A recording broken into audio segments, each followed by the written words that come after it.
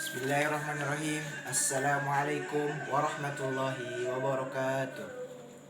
Di sini nama saya Hanif Rohan Putra Frianto dari kelas 6C. Saya akan membacakan tentang tugas dari pendidikan kewarganegaraan yang berjudul Peranan Komisi Pemberantasan Korupsi.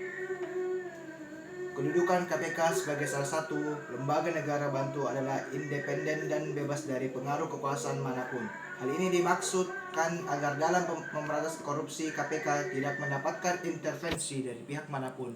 Terbentuknya KPK juga merupakan jawaban atas tidak efektifnya kinerja lembaga penegak hukum selama ini dalam pemberantasan korupsi yang terkesan berlarut-larut dalam penanganan, bahkan terindikasi ada unsur korupsi dalam penanganan kasusnya.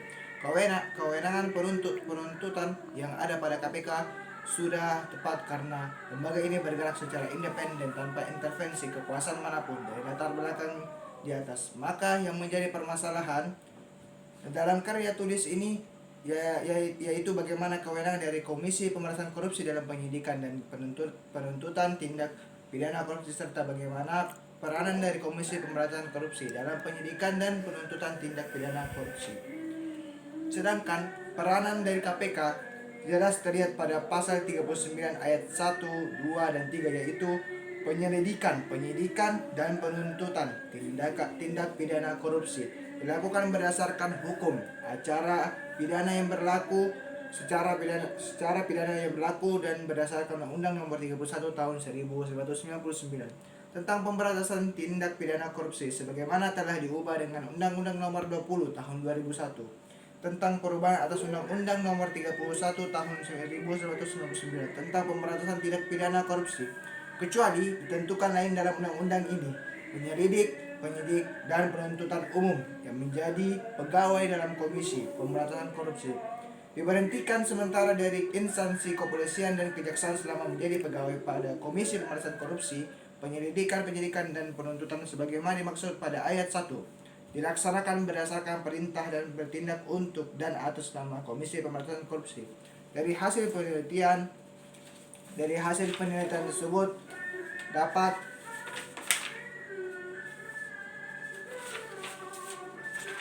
ditarik kesimpulan bahwa kewenangan KPK melakukan penyidikan dan penuntutan dibatasi pada tindak pidana korupsi yang sudah diatur pada pasal 11 Undang-Undang KPJK. Peranan dari Komisi Pemberantasan Korupsi dalam penyidikan dan penuntutan tindak pidana korupsi sangat besar.